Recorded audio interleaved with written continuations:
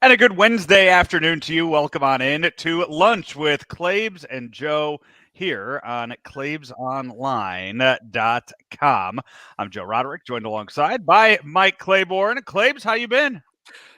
I won't say bored. Obviously this is the time of the year where I'm normally working, but it's been good. I'm catching up on a lot of things and catching up with family and friends that I normally don't see at this time of the year. The weather's changed a little bit. I find myself on this couch virtually every night watching multiple games of different sports.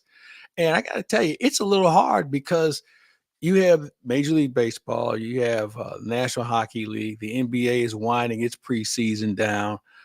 You have football going on as well, not to mention different TV programs that I like watching.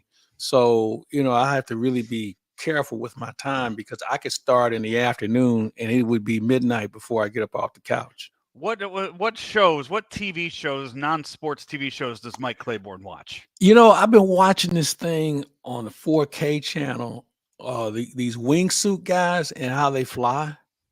And they Okay. use a 4K camera.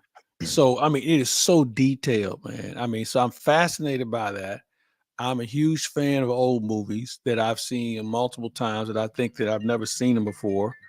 I'm watching those. From a network standpoint, I watch like SWAT and SEAL Team.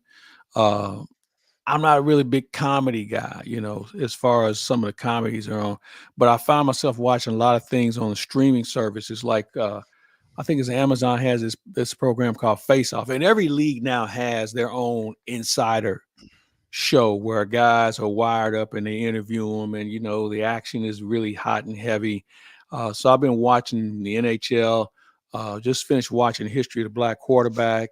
Michael Vick did a really nice job with that, and the NBA is starting to put some programming out like that as well. So those are some of the things I watch, but I watch the action movies, not the ones that go overboard. Yeah, I have to recognize a few characters. I'm waiting on Lioness. I think that drops, I think on the 24th. I'm going to be watching that. I can't wait for Reacher. That's coming up here fairly soon. So I'll have enough stuff to keep me busy.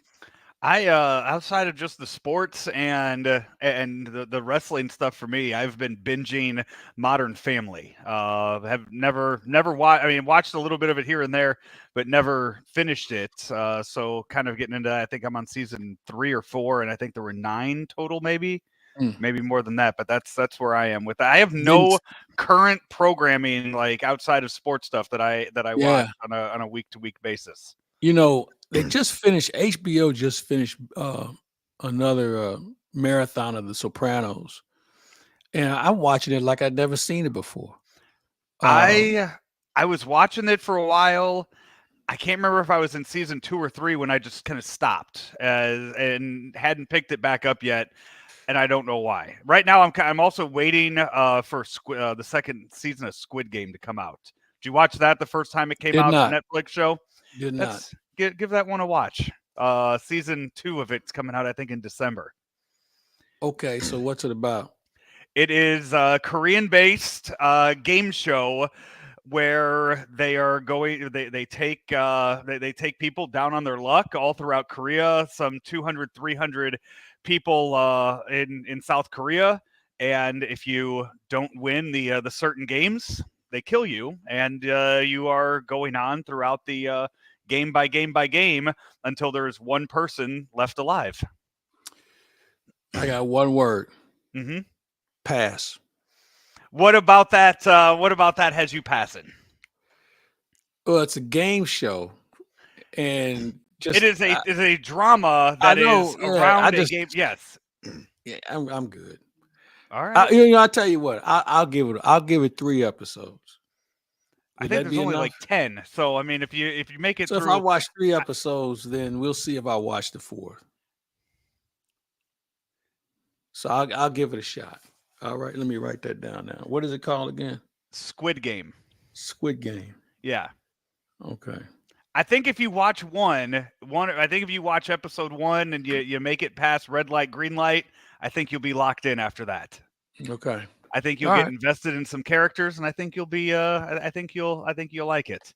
I'm All going to right. post something. I'm going to get people. I'll get people on Twitter to try to talk you into it as well. In once we're done with the show today, lots of sports stuff to get to as we get into the show today. We are 2 games into the ALCS and the NLCS.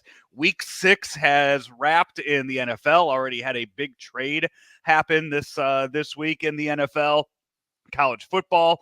We are a few weeks away from the first college football playoff rankings of the top 12. Claibs, those come out on November 5th. That is the most important thing happening on November 5th. There is nothing else happening on November. That is of any greater importance. College football rankings coming out, and the Blues have started their season as well. But since baseball is in the playoffs, we will start there with that. I got to say, right now, Yankees up 2-0. Mets and Dodgers tied at 1 apiece. I am just really shocked at some of the poor defense in these games so far, that you would think at this level, at this stage in the season, the defense would just be absolutely locked down and clean throughout.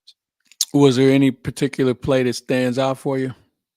I think, I mean, you look at just a few that have come to mind. Pete Alonso at first base has been less than ideal in a few of these games. You have the rookie from Cleveland yesterday who dropped the pop-up in the game. A few other misplays in the outfield that have happened. One of them yesterday allowing another Yankee run in that game. I mean, the Guardians defense gave away that game yesterday. Well, yeah, did they not make a play or two? Yeah. But Rocky is a Gold Glove finalist. So, Right. I mean, you're going to have those days. I don't think, and Pete Alonso, you're never going to confuse him with Paul Goldschmidt playing first base. So, I think because they're the only games in town, we probably magnified even more. And your point is valid with regard to it costing Cleveland the game. When I watch the Yankees, I'm not impressed with them at all. This is one of the things about this Gold Glove thing. How Juan Soto is a finalist, I have no idea. And again, maybe my sample size is small. He had a bad weekend, but I'm saying to myself, you got to be kidding me. He used to be a serviceable outfielder. Okay, and remember he's played all 3 positions, but I think at this time of the year, you're going to see a lot of things unfold that you normally wouldn't see. I think that you have guys that are new to this. I think fatigue sets in. I think the weather conditions are different. I mean, Yankees Stadium winds were swirling, like I'd never seen before. And so they're going to have some X factor issues that are going to come into play that are going to make you say, what the hell? And they're human. They're going to make mistakes.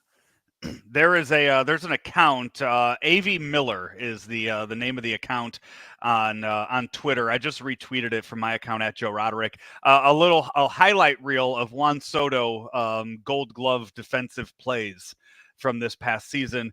Claibs, none of them are Gold Glove plays. Just kind of. He's kind of like Marcell Ozuna. He's not as bad as Ozuna was. You know what? I know. Again, you can edit anything to look really, really bad, and this guy does that with these highlights. But if you go and you check it out, you can see some of the really, questionable things that Juan Soto has done in the outfield. He has a great arm. He has a great, accurate arm out there. There have been some times where he's struggled to read some balls or make some what you would think would be routine plays out there. But again, he's just a finalist for the outfield. He's not. He hasn't won it yet. He's just a finalist for that Gold Glove. Also, 2 Cardinals. Even to be mentioned, yeah, is concerning. To even be mentioned as a finalist, I think is concerning. There are 3 Cardinal finalists in there. Mason Wynn as a rookie is a finalist at shortstop. Nolan Arenado once again at third base, and then Brendan Donovan at the utility position, going for his second utility Gold Glove. Mason Wynn, do you think he has a legit shot at winning that Gold Glove at shortstop in his rookie year? Who are the other 2? Dansby Swanson, who's already won. He's won one before. And didn't play a full season, and he was hurt a lot for the Cubs this past year. You're right. And who was the other one? Kid from is it Arizona? It is the shortstop. It is Dansby Swanson and Ezekiel Tovar from Oh, from Colorado. Colorado. Yeah. Man, Tovar was pretty good. I mean, see, here's the thing. We now have more metrics to assess players' defensive skill because Tovar was a walking strikeout, Mm-hmm. offensively. Maybe because I've seen him every day, I would give it to Mason Wynn. That's kind of a weak field because, as you mentioned, Swanson didn't play as much as the other guys, and I think Wynn played 150 games. Right. I mean, he played a lot of baseball this year. And made a He yeah, was on a better team than Colorado. and that's the thing too. That you would think that being in Colorado kind of would lose a lot of that spotlight Yeah. and kind of be lost in there. So I haven't seen any of his Well, Ryan highlights from the McMahon is past on the year. list too. Right. Ryan McMahon is on the list. He's a third baseman for Colorado. So you have to wonder with two nominees, two finalists on the left side of your infield, and what did you lose? Damn near 100 games. Mm-hmm. So go do the math. I'm not sure about this.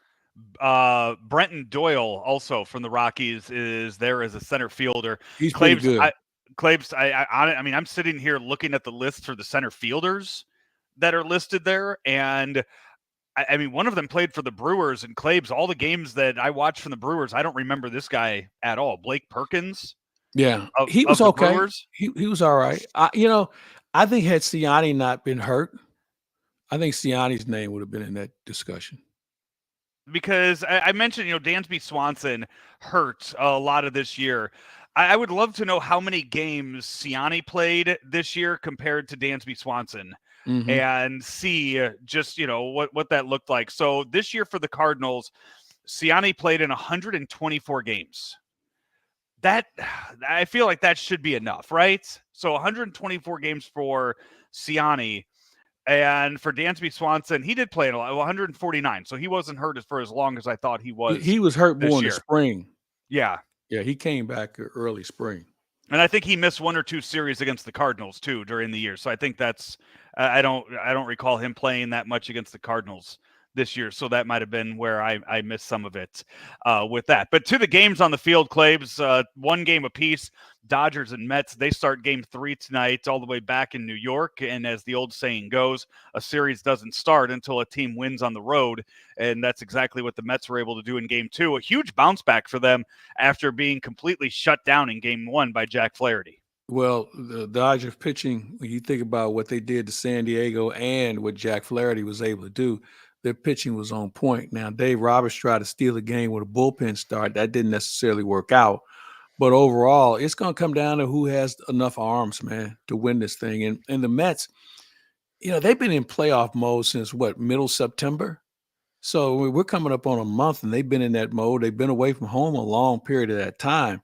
A dangerous team you have to pay attention to. I mean, you look at their lineup, and they have some recognizable names, but, I mean, Tyrone Taylor is getting more playing time than Harrison Bader, and Tyrone Taylor, they brought him in only because David Stearns knew him from his days in Milwaukee. So, I mean, they have just enough, and they have all 26 guys contributing right now, and that's what makes them a threat. With on the Dodgers side of things, they win game 1. You are facing left-handed pitching Sean Manaea in game 2. I really was surprised to see Freddie Freeman in the lineup in game 2, seeing how much he was struggling with that ankle in game 1. It seemed like it was a perfect excuse for Dave Roberts to sit him in game 2 and maybe get him that extra day of rest outside of what they had yesterday. See, I don't think at this point an extra day is the plus. You want your best batting lineup because I think the thinking is this: Manaea, if he goes through the order once, hooray for us. If he goes through the order twice, then it's a real plus. And I'm of the belief that now managers think that, hey, listen, my starter is only going to see this lineup one time, maybe twice. By then, he's going to flip it around. Then he's going to throw a right-hander in or a lefty in, depending on who starts the game. So that bat will still be there available. So I think that's one of the reasons why you saw him in the lineup. And you know what? You don't get over an ankle injury with an extra day off. They now have this is the first time that any team is having to do this in the postseason. 3 days in a row now of games. We have seen the way that managers have gone in all series so far, manipulating, as you mentioned, the starting pitchers, just making it at least one time through the order, maybe twice through the order. And we have seen the bullpen usage in the divisional series and in these first 4 games of the LCS series too. We now will see how these managers will go about it with 3 consecutive days, because before there were some cases where you had a game off. I mean, you had 3 games in 5 days. They're not going to be able to do that to the extent that we have seen so far. And I think starting tomorrow, a team like the Guardians is in a lot of trouble with how much they've used their bullpen and how little they've gotten out of their starting rotation, that they might not see game 5 if that continues. They have the work cut out for them. I wouldn't argue with you on that. But they got here for a reason. Now, obviously, the game has changed, and you have to wonder in this situation with a rookie manager in play, how much of an impact does that have, and how much does he rely on his staff? He's got a pretty experienced staff that works around it, but him being a former catcher, I think, is a plus for the Guardians as well. So I think this is a series. I think it's going to go beyond the 4 that most people think it'll go. I think we're going to see at least 6. Well, yeah, and I mean, they need a good start out of their pitch. I mean, yesterday you had your starting pitcher. You couldn't make it out of the 3rd inning, or was it the 2nd inning? What I'm trying to think when they went to the bullpen in yesterday's game with Bibby on the mound. But again, we go back to the issue of not going through the lineup more than once, or at the most twice. And for those teams who have those so-called lights out bullpens, that's for the regular season. Yeah. Now you're seeing a guy every day, and at some point the hitter catches up to some of these pitchers. And I find this one of the more fascinating elements about the game. As good as your bullpen was to you during the season, you found a day off for him here. Maybe he had 2 days off, or maybe he didn't have to face this guy. All that's out the window now. You're trying to get 27 outs, and however you get them, so be it. And some teams can panic and not trust their guy, don't like the matchup that he's going to see the second time around. And then other teams say, hey, you know what? We've gone this far with you. We'll see how far you can go. Now, with that said, we have a lot of guys, man, who have exceeded their innings limit as far as how far they pitched previously to now. And when you look at that Cleveland bunch, they don't have a lot of postseason experience. When you look at all these teams, I mean, the Dodgers are the only ones that have some bona fide postseason experience when it comes to pitching. So with that said, the other teams are trying to figure out, well, he's never gone this far before. How do we manage him now? Well, adrenaline will only take you so far. You're going to figure out how to get some people out. I like what you said about when it comes to seeing the pitchers a few times. After seeing it again last night and seeing Luke Weaver, who has been very dominant in that closer role for the Yankees, I think there will come a game. That he will blow a save for the Yankees in this series, because right now they have asked him to get 8 outs in 2 games so far. At some point, the Guardians hitters are going to see enough of Luke Weaver that they are going to figure something out, and they are going to steal a victory, whether it be a blown save or just maybe a tie game where they blow it away. They're going to get to Luke Weaver at some point in that series, I would think. I think you're spot on. And I know people are enamored with Luke Weaver now, and be a Cardinal. Yeah, you know how many teams Luke Weaver's played? This is his 6th team. Is it 6 already? Yeah, 6th team. So whatever the Cardinals saw in him as a first-round draft choice out of Florida State, there's a lot that's gone on in Luke Weaver's life since he left St. Louis in the Goldschmidt trade. And think about that. How long ago was the Goldschmidt trade? Right before the pandemic, right? Mm-hmm. So let's say 2018. We'll just give you 2018 for giggles. So in that short period of time, the guy's been with 6 different teams. Yeah. And maybe the reason why he's been effective now is maybe they haven't seen him enough, but you make a great point. They've seen enough of him now where they have a legitimate book on him. And I agree with you. He may spring a big leak the next time he goes out. the people that are sitting there and making the comments about Luke Weaver, oh, another one the Cardinals let get away, another guy that Mo didn't see what he had, and they let him go. It's the same people that will sit there and see these crowds in the postseason and go, man, I sure miss when St. Louis was like that. It was like that 2 years ago. Cardinals and Phillies in the wild card round. They had 2 games just like that where the crowd was electric and the Cardinals just didn't win. It's not like, I mean, we're not sitting here thinking, it's been 10 years since the This last ain't playoff run. Detroit. It's been 2 years. Yeah, it's not like Detroit, who all of a sudden is got themselves back in it. I agree with you, but you know what? I think there's a lot of cynics at this time of the year, and this is what makes their day when they can find the little things to nitpick about. That if they peel off page 1, they realize they would have never started talking about this. Right. It's the same ones that'll look at the Dodger series and see that Tommy Edmonds in there, and he could have been doing that for the Card. No, you know No, what? he couldn't. He wouldn't be playing shortstop for the Cardinals. No, he wouldn't. He couldn't get on the field for the Cardinals. So True. Game 3 tonight. It is the Mets and the Dodgers pitching matchup for that one. Walker Buehler and Luis Severino in that one. Guardians have not announced who's starting for them tomorrow night in their Game 3. Imagine Stephen Vogt spending most of the day trying to figure that out as he goes through and sees what arms he has available and who can get him 27 outs tomorrow in that game. He may have to use more than 3. Right. Yeah, I would think so. Yeah, he definitely will. One last thing, baseball wise, I have it on my list here, and since we're about to take a break, Tropicana Field. It was announced the other day due to Hurricane Milton that hit last week.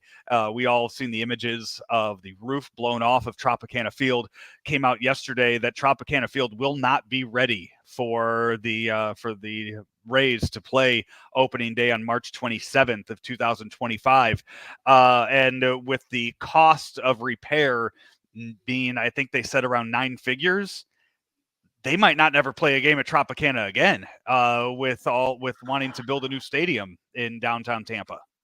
You may see a situation similar to when the Blue Jays had to, when the pandemic broke out and they had to stay in Dunedin. I could easily see the Rays playing at the Yankees spring training home.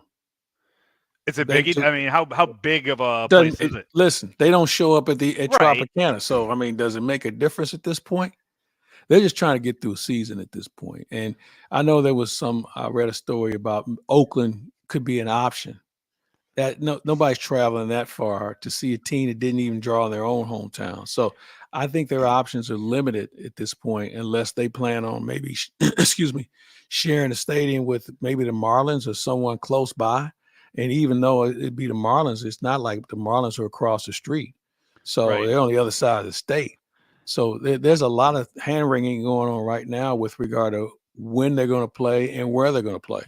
Could we look at could it be a situation where they just choose an entirely different city outside? Was it, if you remember, was it the Pelicans or were they still the Hornets at the time when they moved to New Orleans and Katrina hit?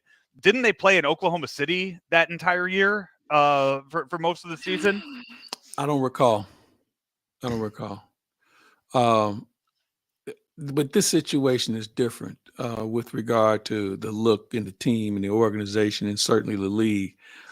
This is one that's going to take some time on how to be creative and not lose the few fans that they have, especially for organizations trying to get a new stadium built. They have to have some sort of presence within that area.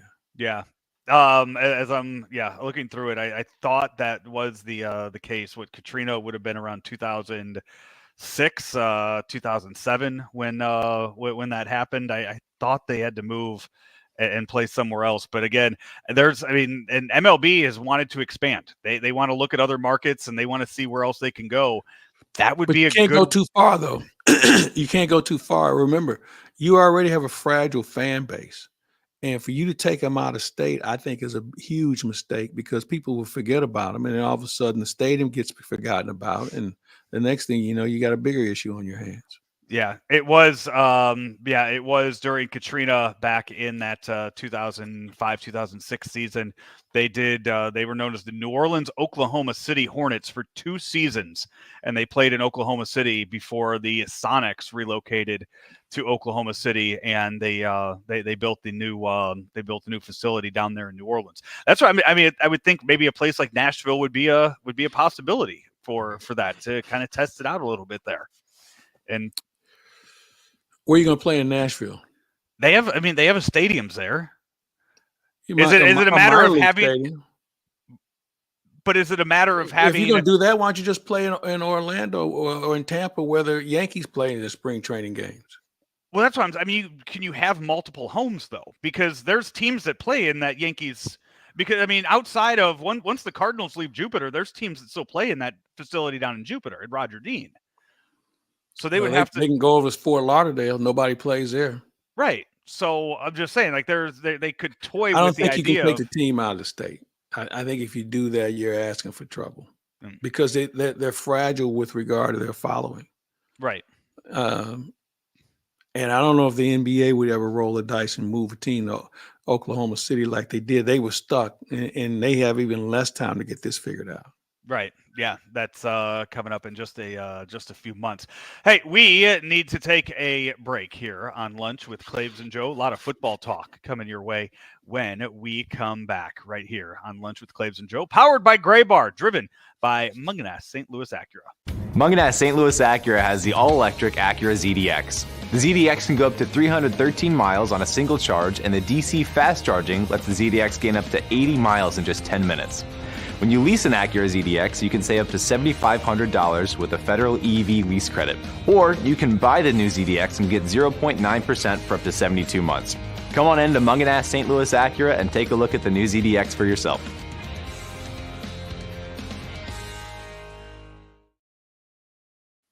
Back here, Lunch with Claibs and Joe here on ClaibsOnline.com. Claibs, let's start with Mizzou. They got back on the winning side of things. You talk about playing in front of a small crowd. They were at UMass this past Saturday. That looked like a spring game for Mizzou. I mean, and they had more people show up for the spring games than they did at UMass. Terrible decision to keep UMass on the schedule. It's you know what, you're allowing your fans to get up to the Northeast and see some foliage in October. Let's stop. Let's just stop right now.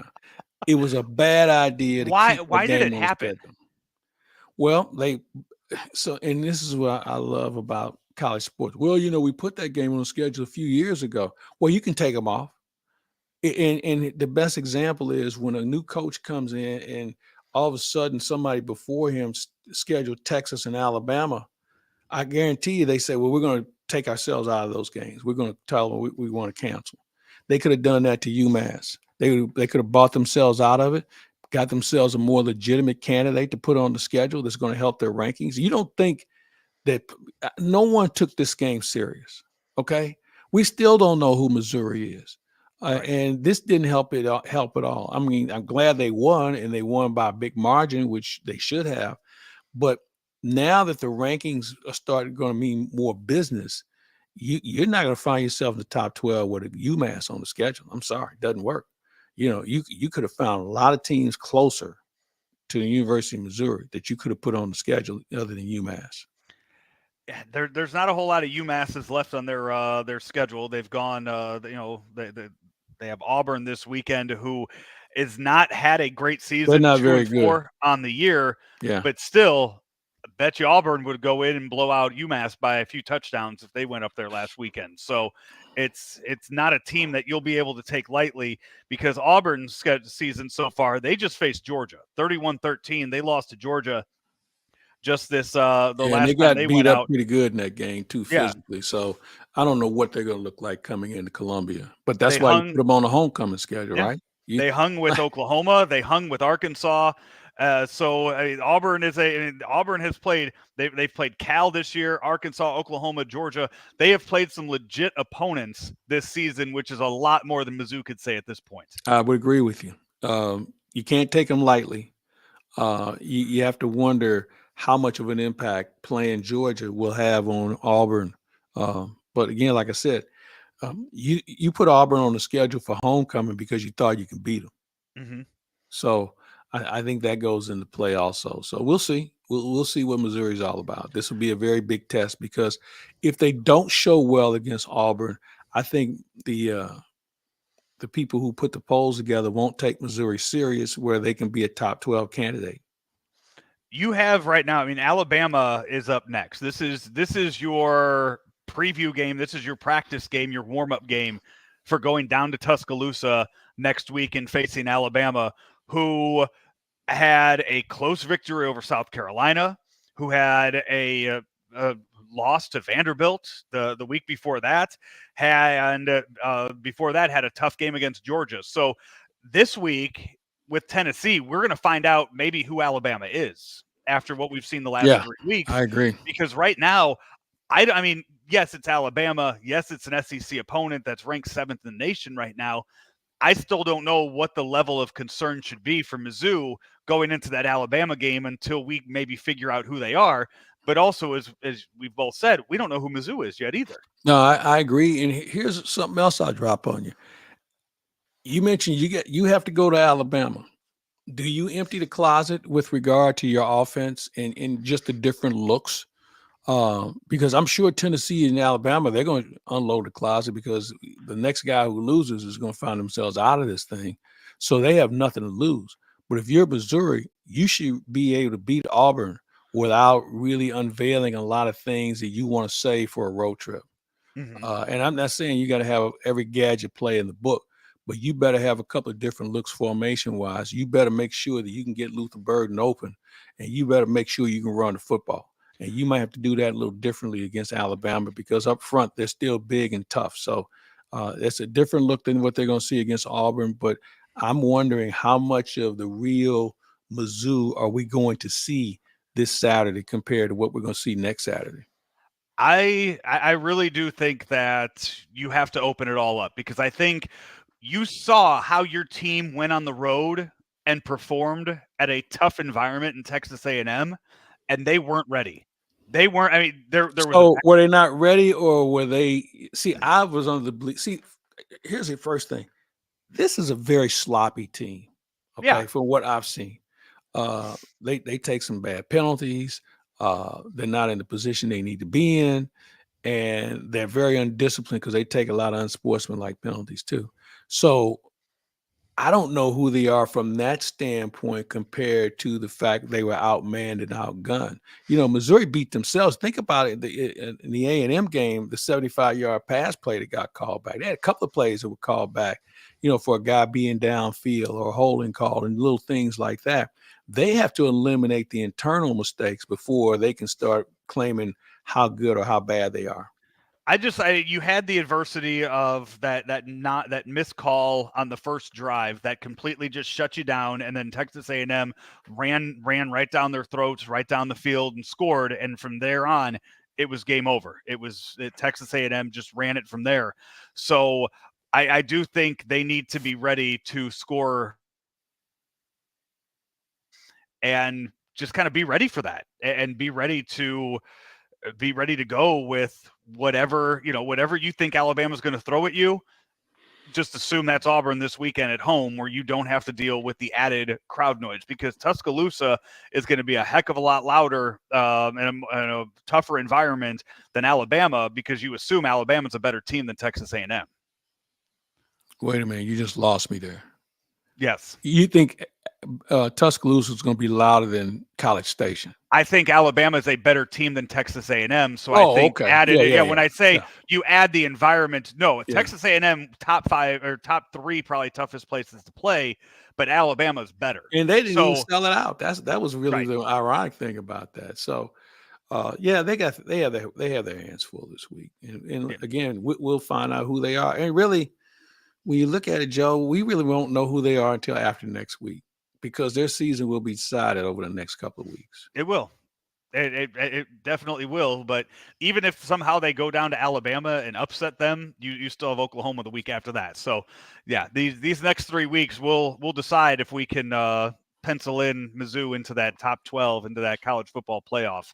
Well, I got to be honest with you. I'm not really really scared of Oklahoma. I mean, I've watched them a couple of times, and they're a nice team.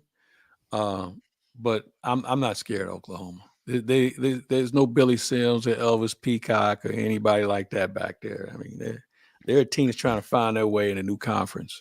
You have to give different names for me on that one. I don't. You lost me on Billy Sims, Heisman Trophy winner. Well, I knew Billy Sims. Okay. Who you was never heard of Elvis Peacock? No.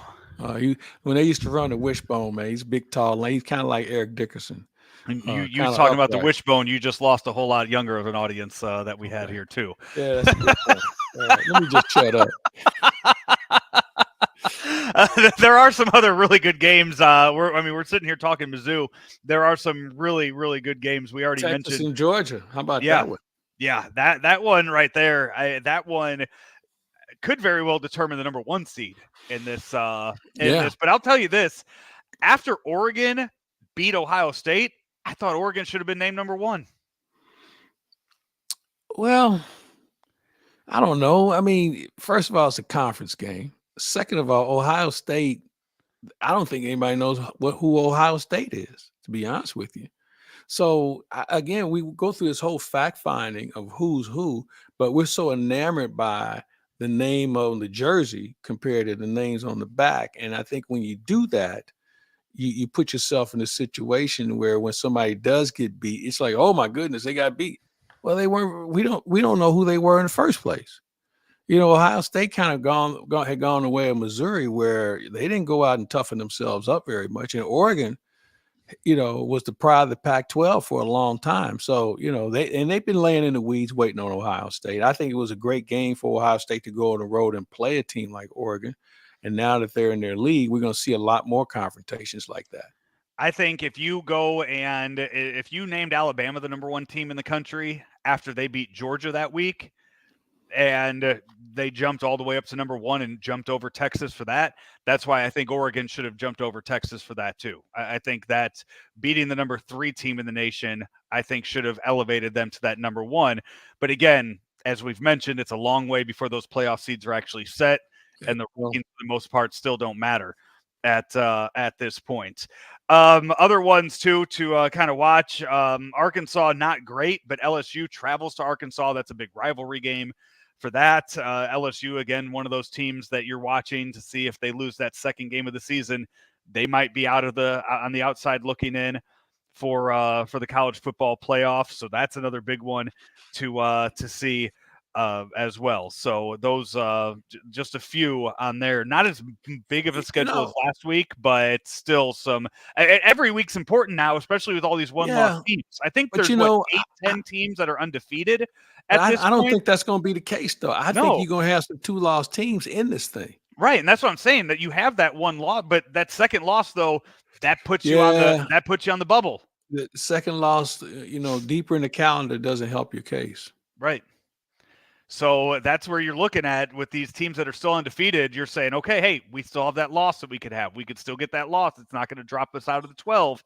But for other ones, that could drop them. You get dropped down from 12 to 20, and that seems like forever to go to get in that playoff after that. There's got to be a whole lot of car accidents before you can get yourself back up on top and get yourself in the 12. So I just say stay tuned. But you know what? There's a better chance for it to happen because these teams are all basically in the same leagues now, and they're going to start knocking each other off. So I think I go back to it. I think there's going to be at least a 2-loss team, a couple of them in this thing, and they'll be good teams too.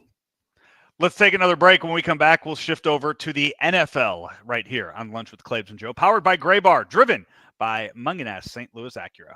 Are you ready for a challenging and rewarding career? There are quality jobs in the construction industry. I got out of college and my career choices were very limited, and this provided me with a plan for the present and the future at the same time. I actually have a bachelor's degree in psychology, and I was making less than I make as a first-year apprentice painter. I didn't go to college. I have no college debt. I make more money than the majority of people I know that went to college. Take your first step towards a rewarding career. Visit stlouispdf.org. Back here, lunch with Claibs and Joe, powered by Gray Bar, driven by Munganast St. Louis Acura. Claibs Week 6 is in the books. And as I mentioned earlier in the show, we saw our first big trade, few trades already in the NFL after Week 6. The biggest one, Davante Adams goes from the Raiders to the Jets, and suddenly his hamstring also became 100% healthy after that trade. He's back and ready to play. And that's a red flag to me for a guy who quit on his team like he did. But it seems like that whatever Aaron Rodgers wants, he gets. You know, Davante Adams was a really good player. Okay, I don't know if he still is or not, but the way he handled that, I just thought was really, unprofessional. Because he quit on his team, and I know he's trying to protect his investment. But at the end of the day, I don't know if the Raiders or the Jets are that much better than the Raiders are. Now, they obviously have familiarity. And the way he threw Gardner Minshew and some other people under the bus at the beginning of the year told me I don't think he's a guy I want to play with in the first place. So let him go to New York and play with another selfish guy and see how that turns out. That is, I believe Aaron Rodgers' deal is up after this year. It is. And he is calling a lot of the shots right now with the Jets, firing the head coach, going out and having them trade for a wide receiver when they are not in a playoff picture right now. They're not out of it. They're not out of it by too much, but it's still going to take a whole lot to get them back into it, playing better to get back into it. And you're looking at a guy that's near 40 years old. He is 40. Is he 40? I'm almost certain he's 40. You're looking at a guy who doesn't have a whole lot of football left. He is 40. Yeah, he'll be 41 in December. The guy doesn't have a whole lot of football left and is moving really slow this year, coming off the Achilles injury he had last year. You're letting him dictate everything that your organization is doing at this point. And they could very easily decide we don't want you back next year. Hey, he doesn't control that. Well, I think you make a good point. But I think the other issue is it's not like they have some phenom in the wings ready to take his job. They've gone all in on him, and they may give him another year if they think they're close. They've got to obviously make a decision on, is this the right head coach? And he still needs some help on the offensive line. They're not as good as I think they thought they were going to be. And I think it starts at the top with Aaron Rodgers, taking so much time away from the team when everybody was trying to get the fit. I mean, yeah, I know he know the plays, but everybody didn't know how to play around him. So it's just a mess in my opinion. The two New York teams I can understand why people just get frustrated with them because they just can't get it right. Claibs, this past Sunday, I cannot remember the last time that I had no interest and didn't watch a single second of anything Sunday night football related.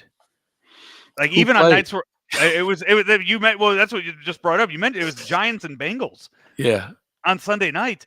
Claibs, I didn't turn on Sunday night. I didn't turn on Football Night in America. I didn't turn on anything for a second that night. I had zero interest in watching those two teams play in prime time.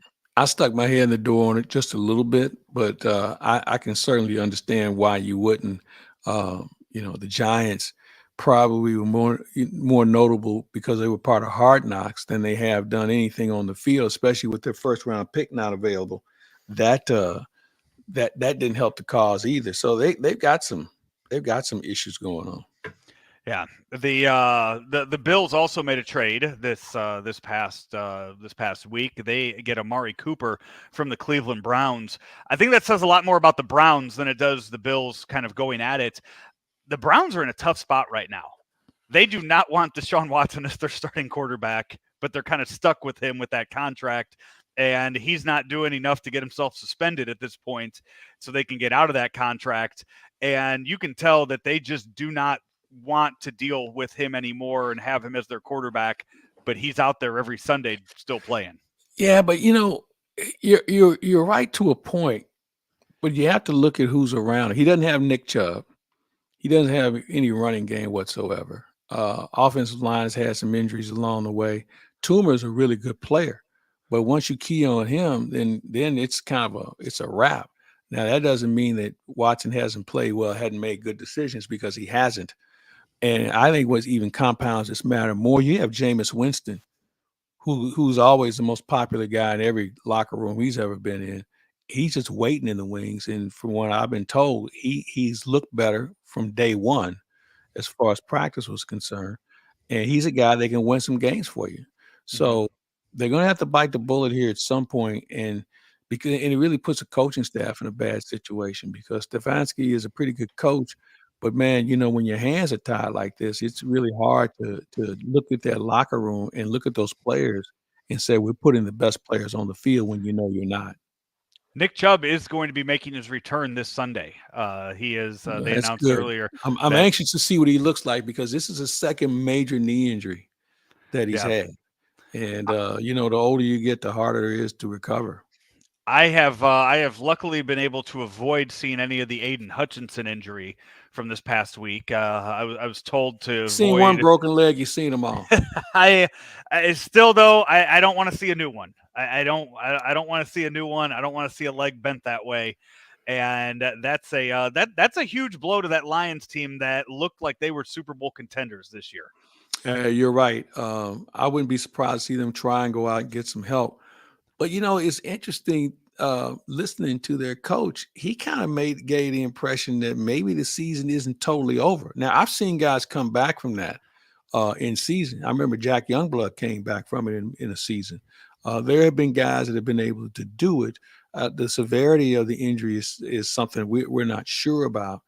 But, if you can get anything out of him, then that's fine. But, he's going to be certainly at a disadvantage. But, they were already pretty good up front anyway. So I know that they'll make some adjustments somewhere along the way. But I'm not giving up on Detroit. Detroit, they got a lot of fire. They drafted extremely well, and some of those players are starting to step up. I think I saw they said he could be back if the Lions make the Super Bowl, that he would be back for that game if they were able to make it through the playoffs for that. I didn't see any reports of anything earlier given the severity of that injury. Lions went up and they absolutely they clowned the Cowboys this past Sunday. They got their offensive linemen involved in the passing game on multiple occasions. They were up by so much and just kind of screwing around so much against them. Cowboys, you would think they were 0-6 with the way the media is kind of addressing their season. Well, you know far. why? They're 0-3 at home. Right. And I think that's what magnifies this more. If you lose on the road, you say, okay, good, tough place to play, whatever. But here's something that nobody's talking about. How many defensive starters do they have out with injury? Starting with Micah Parsons. I mean, they ran out some UFL guys the other day. All right, or XF. What league is it now? You know it better than I do. Is it UFL? UFL? Yeah. I didn't pay attention to them last year. The one the Battlehawks. The one the Battlehawks. That's UFL. Yeah. Okay. They ran out a bunch of those guys last week. Okay. So they were already at a disadvantage from a defensive standpoint. They don't have a running game. I mean, I thought Ezekiel Elliott had something left. He doesn't. And the offensive line, Zach Martin took a couple of bad penalties. He's supposed to be one of the best players. So they're not offensively able to establish a run. And if you can't run the football as much as we like throwing it, it's really hard to have some consistent success. Yeah, that I don't know if you saw Jerry Jones on the radio yesterday. For those of you that heard it yesterday, on with a friend of mine, RJ Choppy, down there on the Fan in Dallas. So the Cowboys own that station. That is the Cowboys' flagship station, and he is the owner of that station.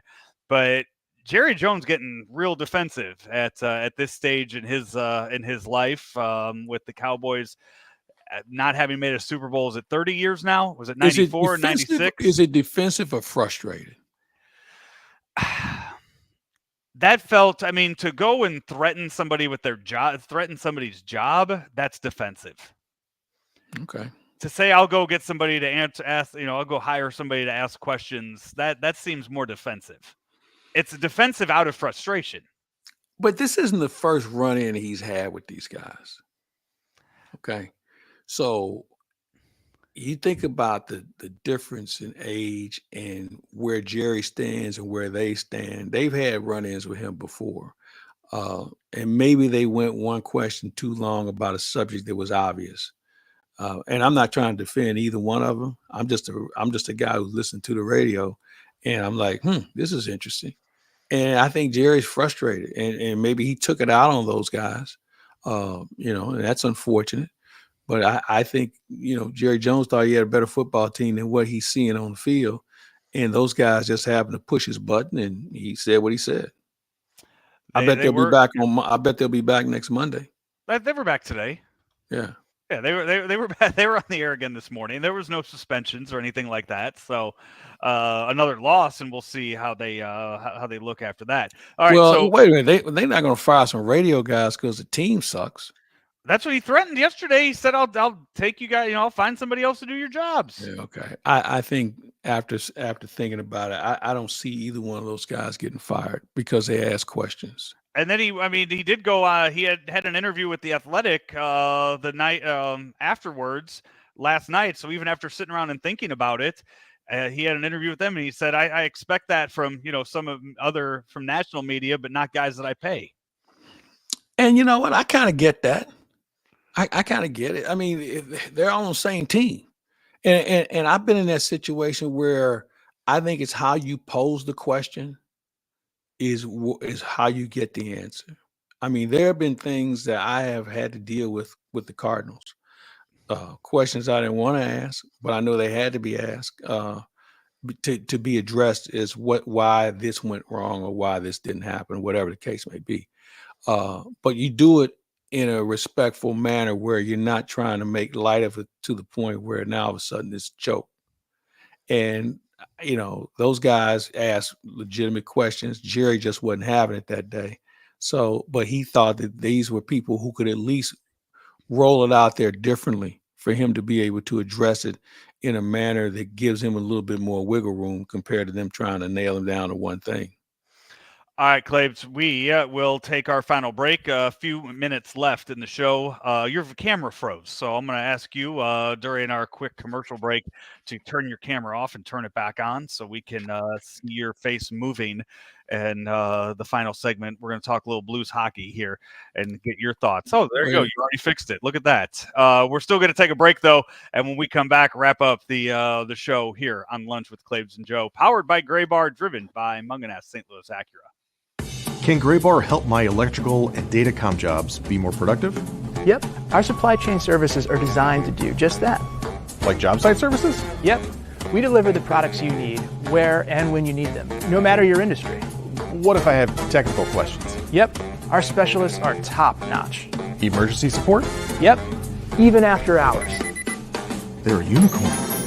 When you need to keep your projects productive and profitable, rely on Gray Bar to help you get the job done right. No unicorns required. Yep, Gray Bar does that.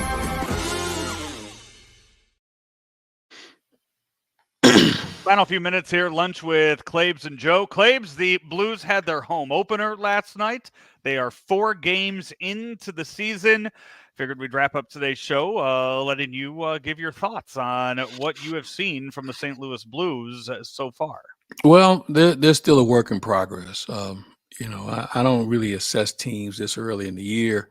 One of the things that is a little concerning is, their spacing is not what it needs to be. Too many guys too close to each other in order to really open up the ice. Nick Leddy had a tough game last night, so did Parayko, and those things are going to happen. But I think it's way too early to pin anything on this team, whether they can make the playoffs or not. I know that most pundits don't think they will, and I can see why, because I think there comes an issue where who's going to score. When you think about Thomas and Kyrou, Saad scored 20-plus goals in his career, and there's a couple of other guys, Buchnevich. So you have 4 guys who can legitimately give you at least 20 goals. I think the question is, what are you going to get from the 4th line, and what are they going to do, and who's going to score from the blue line? And those are all things that Drew Bannister and his staff are still trying to figure out, along with trying to make sure you have a legitimate special teams, both power play and being able to kill the penalty. But you look around the league, man, there's a lot of teams that have kind of stubbed their toe. I think last night Minnesota was just a better hockey club, and they're dealing with some issues on their team, but they've found a way to fight through it. But for those who didn't see the game last night, if you did see it, you watch history, because that was the first time we'd ever seen a goal goalie score against the St. Louis Blues in an open net. And I can recall, I think I've only known of one other goalie associated with St. Louis sports, pro sports, when Jamie Swanner scored a goal for the Ambush as a goaltender. So I'm really dating myself now. This just doesn't happen. And what was ironic, the Blues had a guy named Michel Plas who scored a goal in Kansas City in the minor leagues. And that's as close as we've ever been, and compared to what we saw last night as far as the Blues being involved in that situation.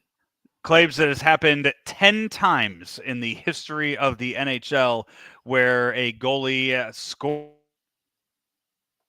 an intentional shot on the goal. So let's see, Hextall, Brodeur. Yes. There are some good good goalies on here. It is not. Give me the other ones. You have the other ones? Yeah. So Ron Hextall, first one to do it intentionally in 1987. Yeah. He's done it twice, 87 and 89. Chris Osgood in 96. Ozzy, yeah. Martin Brodeur in 1997. Jose Teodor in 21. Yevgeny Nabokov in 2002. And then you jumped 11 years to 2013. Mike Smith with the Coyotes. Pekka Rinne did it in 2020 with the Predators. Linus Ullmark with the Bruins. And then last year, Tristan Jarry of the Pittsburgh Penguins. Yeah. You know, it's interesting. You think about how long this league has been around. And those names you just mentioned were of this current generation or a little bit before. Think about all the other games that have been played before 2000 where this never took place, or before the 80s, rather, because Hextall scored in, well, it is, I think, 87. So you think about all the games that have been played, and there have been more opportunities, and goaltenders now are much better with stick handling than what they used to be. And I heard the goalie last night talk about he didn't really work on that in practice. He worked on some clearing plays, but they told him, one of his teammates said, "Hey, look for taking that shot with a 2-goal lead," and he did. And the rest is history. And the key to that play is you have to be able to loft it over everyone's head, because there's too many guys that can slide and make a play to deflect it away from the net. But it was a fun thing to watch. Unfortunately, it was happening against the Blues, but history was made last night in St. Louis. I think it was Kevin Lorenz that I saw tweet this out earlier today. There are more men who have walked on the moon than goalies that have scored on shots on goal in the NHL. 12 to 10. I'm not sure about that. 12 to 10. Yeah, okay. 12 to 10. Yeah. I didn't know we had 12 guys walk on the moon. Yeah, I looked it up too to confirm just now too. So yeah, 12 to 10 on that. So that's how rare of a feat you saw last night if you stuck around till the end of that game down at the Enterprise Center. Claibs, that's going to do it for our show today. As you are in your off season now, what's next on the docket for you?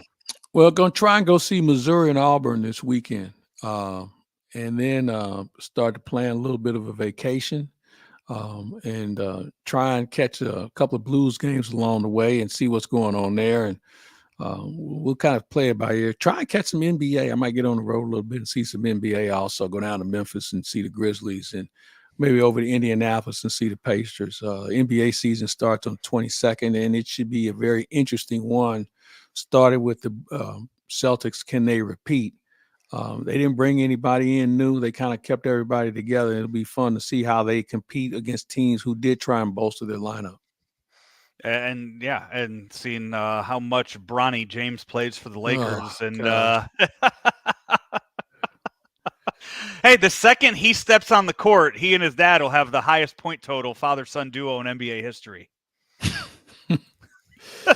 Yeah, and he won't have to contribute to it whatsoever. Every other father-son duo that's ever played in the NBA, I mean, not together, obviously. That's going to be the first time it'll ever happen that they play together. But every other father-son combo that's ever played in the NBA, nobody has ever scored as many points as LeBron James. None of those duos Who would be ever second have. on that list? Oh, I had it the other day. You're going to have to give me a second to find.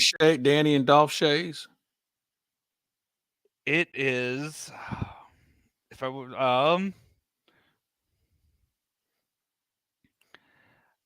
I can't find it right now, but I know, Okay. it'll be. But nobody scored as much as LeBron has in his career. So I'm just trying to think of some other father-son combinations in the NBA that stand out. I mean, Kobe's dad played. Jelly Bean played, but he wasn't a Yeah. big. Yeah, he was a decent scorer, but nothing like his son. I was thinking Danny and Dolph Schayes because they both had long careers.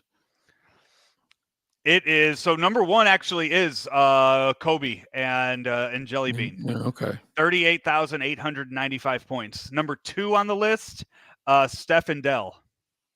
Oh, forgot all about them. Yeah. And then Michael and Klay Thompson, number three on the list. And then the Shays are number four on that list. Barry's number five. Hardaway's number six. Jimmy Walker and Jalen Rose at number seven. Okay, so as much as we make fun of Bronny James, Patrick Ewing and Patrick Ewing Jr. Claibs are number 8 on this list. How many points in the NBA? How many points does Patrick Ewing Jr. have in the NBA? 12. 3.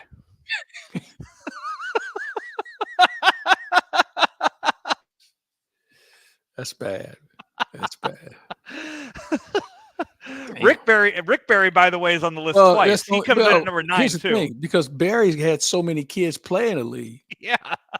I mean, Yeah. so that's why he's up there. But what's impressive, though, about LeBron, this is all LeBron. I mean, this has nothing to do with Bronny, but Rick Barry, John Barry, and Brent Barry still would not combine to top how many points LeBron has.